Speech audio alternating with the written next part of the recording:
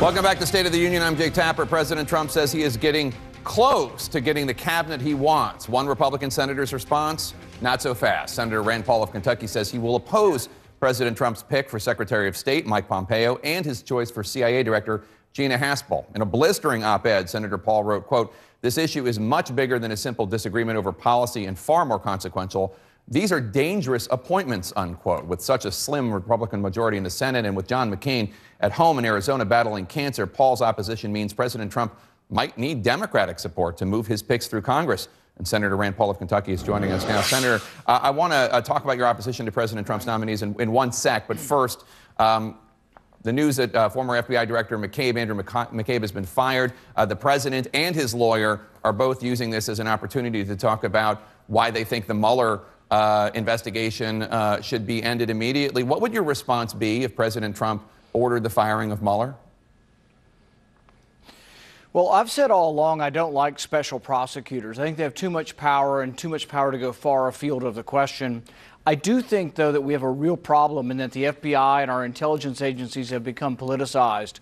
And even our founding fathers recognized that bias would be a real problem. Madison said that men are not angels. And that's why what I've been advocating is a bigger reform to a bigger question. And that is that nobody should be left to their own devices. McCabe, Peter Strzok, Lisa Page, they shouldn't be allowed to search databases on Americans without first asking a judge. So this goes to a real reform question, not just the politics of the day, but a reform question. Should individual agents who may be biased against President Trump or may be biased against Hillary Clinton, frankly, should they be able to use the apparatus, this powerful apparatus, to politicize the process? And this is a real problem. I think James Comey started this when he went after Hillary Clinton, frankly, and now it's turned its head and now they're going against Trump. Really, the FBI needs to stay out of political affairs. Do we want to be a banana republic where every time someone leaves office, we're prosecuting the people who left office? I think it's a terrible thing, and it's really hurt the FBI, and I think it started with James Comey, frankly. Those are all cogent points, but just quickly,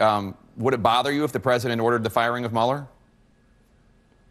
You know, I wouldn't advocate it, but I would have never advocated for the appointment of a special prosecutor. And people asked me recently, should there be one for McCabe and Peter Strzok and Lisa Page? And I've said no, because I think what we've discovered is, first when they went after Bill Clinton, now when they've gone after President Trump, that the prosecutor has too much power to do whatever they want, and they're looking at people's tax returns from 20 years ago. I really think that the power is so unlimited that it's worrisome for the people on the receiving end. I really think General Flynn was treated unfairly. I think Andrew McCabe did worse than General Flynn, frankly. Andrew McCabe lied about doing something illegal. He leaked classified documents. General Flynn apparently did not state the truth about something he did that was legal. So you wonder, how are we going to make this fair? How are we going to make this just? Let's get to those new nominations by the president for Secretary of State and CIA Director. You've said you're willing to do everything you can to block the nominations of Mike Pompeo for State and Gina Haspel for CIA. What are your objections to the two, and what does it mean when you say you're going to do everything you can do to block them? Well, you know, the president, one of the things I liked about President Trump, and still do like, is that he continues to say the Iraq war was a mistake. But when you say it's a mistake, basically what you're saying is that regime change in the Middle East leads often to unintended consequences. Well, he keeps appointing people around him who love the Iraq war so much that they're ready for a war with Iran next. And so I don't think you really want people who are eager for war to be running the State Department. You want a diplomat. I frankly think that Pompeo's positions are too much of an advocate for regime change really everywhere. North Korea, Iran, Russia, you name it. And I think really we need to see the world as it is. Doesn't mean we need to support what happens everywhere in the world, but I don't think our policy ought to be for regime change. And so I think Pompeo really isn't a good fit to be a diplomat or to be the chief diplomat. With regard to Haspel, I think that, you know, what America stands for is not torture. You know, torture is the hallmark of totalitarianism. We should be that hope for the rest of the world, that people who, you know, who want to resist totalitarianism, that, you know, they want to be free from torture. They don't want to be free to torture. And so I really think that it's inappropriate to put someone at the head of the CIA. They have so much power. Power to assassinate, power to spy, power to collect all the data on everyone in the world. I don't think the person running that agency should be someone who ran a secret prison in Thailand. And will you filibuster these nominations on the Senate floor? I'll do whatever it takes, and that includes filibuster. I will try to make a point to the American people, and maybe the American people will rise up and say, you know, we stand in solidarity with those who seek freedom from torture, not the freedom to torture. It's just inconsistent with who we are as a people to have someone run our spy agency that has all this enormous power, who is intimately involved with torture, and from everything we're reading was supportive of the policy. And so, no, I can't support that, and I will do everything I can, including filibuster. You know, filibuster doesn't stop anyone. The only way I would stop anyone is if we convinced, you know, enough senators, and it would take actually a majority, I think, in this case, to actually stop their appointment. But, you know, when you read through the torture report that Senator Feinstein put forward, I would hope that she will stand up and say, enough's enough. We're not going to appoint people who made fun of the process. And really, one of the worrisome things about Gina Haspel is she was also involved with destroying the tapes. There were actually videotapes of trying to drown these people and torture them, and these videotapes were destroyed years later. So first she was involved with the waterboarding, and then years later she was involved with destroying the tapes.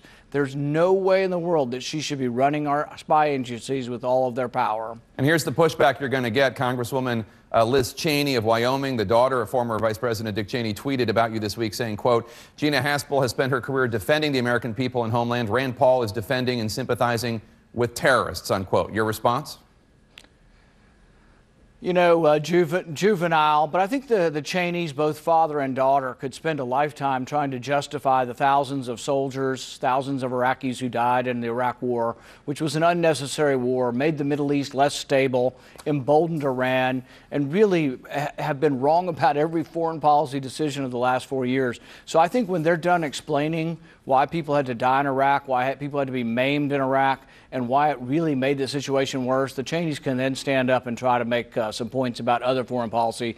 But until they prove that they know anything about, you know, the world, I think probably they ought to just be quiet. Let's turn to what we learned on Friday when Facebook suspended the social media data firm Cambridge Analytica, which was used by President Trump's campaign. It was revealed that the group fraudulently obtained private information from more than 50 million Facebook users. You've talked a lot about the need for privacy, not only from the government, but from corporations.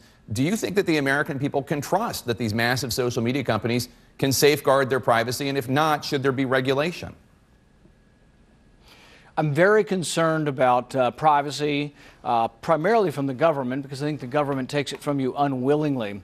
The internet does trade information, so if you order a pair of shoes online, those shoes will pop back up if you didn't pick them, or even if you did pick those shoes, you get more shoes. So there's a certain amount of personal information, but it's consistent with your agreements.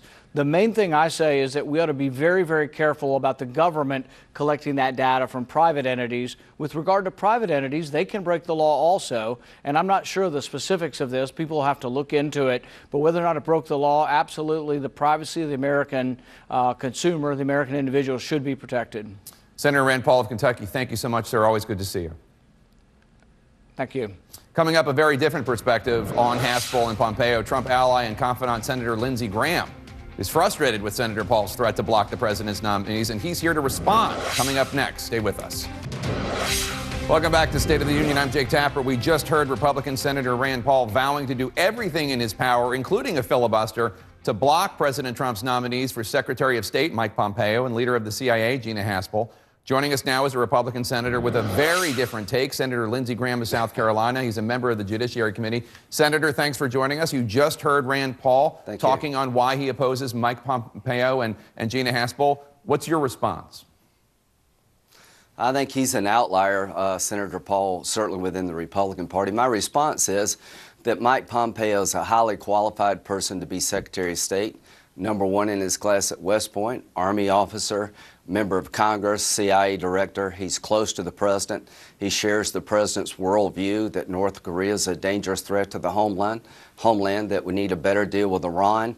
And I think he can do an outstanding job explaining to the world President Trump's foreign policy. He's very much in the mainstream as a Republican, someone you would expect a Republican to pick for this job. And he will get confirmed. 15 Democrats voted for him for CIA director. And these are dangerous times, Jake. We're about to enter into negotiations with the North Koreans. And this president, like every other president, deserves to have a qualified cabinet helping them navigate the dangerous times in which we live. So he will be confirmed. You addressed Gina Haspel's nomination to be CIA director this week, saying that waterboarding was a, quote, Yes. authorized program at the time, and that if she makes clear that waterboarding is not legal now, that would be enough for you. Your close friend and colleague, Senator John McCain, who obviously survived torture as a prisoner of war in Vietnam, he has said he needs an explanation on her past. What do you say to your good friend about why the Senate should look beyond her story? Well, I think John is right. I believe that waterboarding was illegal at the time. I helped write the Detainee Treatment Act with Senator McCain, been a military lawyer for over 30 years, but at the time, the Bush administration viewed it as an authorized interrogation technique. After the passage of the Detainee Treatment Act, it is clearly not authorized, and I'm looking for her to acknowledge that this behavior is no longer allowed and that she will adhere to the law as it exists. She, again, is very highly qualified. Mr. Clapper supports her.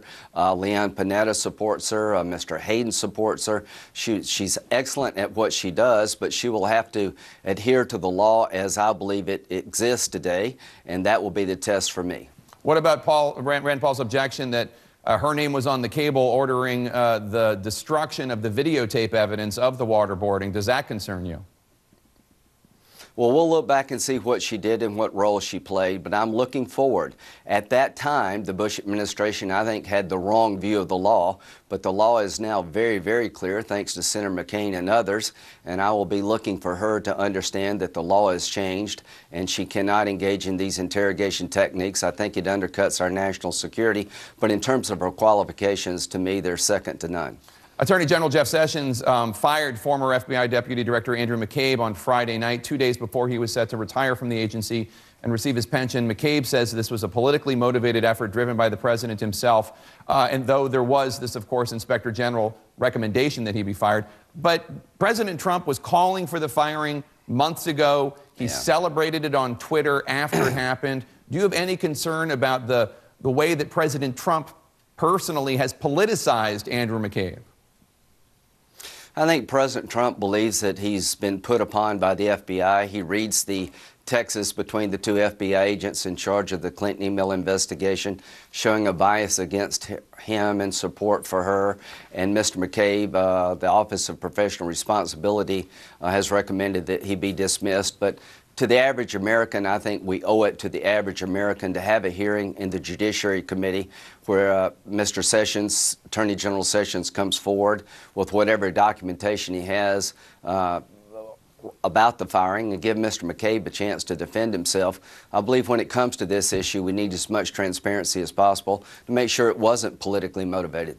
Take a look at what the president's personal lawyer, John Dowd, told CNN yesterday after McCabe was fired. Quote, "Speaking for myself, not the president, I pray that Acting Attorney General Rosenstein will follow the brilliant and courageous example of the FBI Office of Professional Responsibility and Attorney General Jeff Sessions and bring an end to alleged Russia collusion investigation manufactured by McCabe's boss, James Comey, based upon a fraudulent and corrupt dossier just ended on the merits in light of recent revelations." Obviously, there's a lot to fact-check in there that I'm not going to spend the time doing, but a lot of questionable assertions. But since then, the president has tweeted this morning and last night questioning Mueller's team, saying that, quote, the Mueller probe should never have been started. You have said in the past that if President Trump were to order the firing of Special Counsel Mueller, that would, quote, be the end of Trump's presidency. Are you worried or concerned at all that he's preparing to fire Mueller?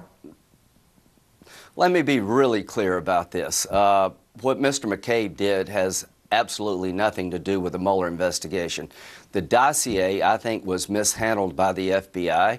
I think was inappropriately used and presented to the FISA court. That's a separate issue than the Mueller investigation of the Trump Organization regarding Russia. They're separate in time. They're not connected in any way. The only reason Mr. Mueller could ever be dismissed is for cause. I see no cause when it comes to Mr. Mueller. He needs to be able to do his job independent of any political influence. I pledge to the American people as a Republican to make sure that Mr. Mueller can continue to do his job without any interference. I think he's doing a good job, and everything about McCabe and the FBI handling of the dossier has nothing to do with the Russia investigation regarding Mr. Mueller. Are you worried that the president is preparing to order the firing of Mueller? It sure looks that way from his tweets. Well, as I said before, if he tried to do that, that would be the beginning of the end of his presidency, because we're a rule of law nation. What I saw at the FBI and the Department of Justice regarding the dossier really bothered me. It was a paid political document, unverified, used inappropriately by the court. The two FBI agents investigating Clinton had a bias against Trump in favor of Clinton. All that needs to be looked at. That's why I want a separate second special counsel. But when it comes to Mr. Mueller, he is following the evidence where it takes him, and I think it's very important he be allowed to do his job without interference, and there are many Republicans who share my view. In addition to Russia's recent nerve agent attack in Great Britain, we also learned this week that Russia has targeted American power grids. White House Press Secretary Sarah Sanders on Thursday did not take a stand when asked at a briefing whether Vladimir Putin was a friend or foe. Is Vladimir Putin a friend or foe? Oh, he's an enemy of democracy. This is why I want Pompeo to be Secretary of State. Mike understands Russia is an enemy of democracy. Mike understands that the North Korean nuclear program can never be allowed to mature to hit the American homeland with a nuclear-tipped ICBM. He understands the Iran nuclear deal is a terrible deal in its current construct.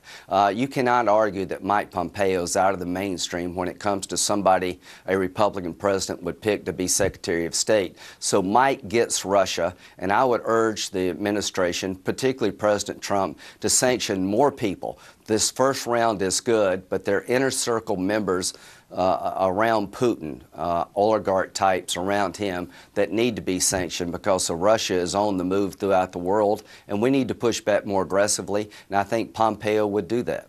All right, Senator Lindsey Graham, Republican of South Carolina. It's always good to see you, sir. Thanks so much for joining us. Thank you. A blue wave rising? Hi everybody, just a quick reminder, Mox News survives solely on your tips and contributions. It's easy to make a contribution or a tip or leave a tip at moxnews.com, or there are clickable links in the text body of this video. It should take the average person, most people, probably less than 2 minutes. Thanks very much for your time and your continued support. Stay cool, Wednesdays. This war is going to end. Till that day.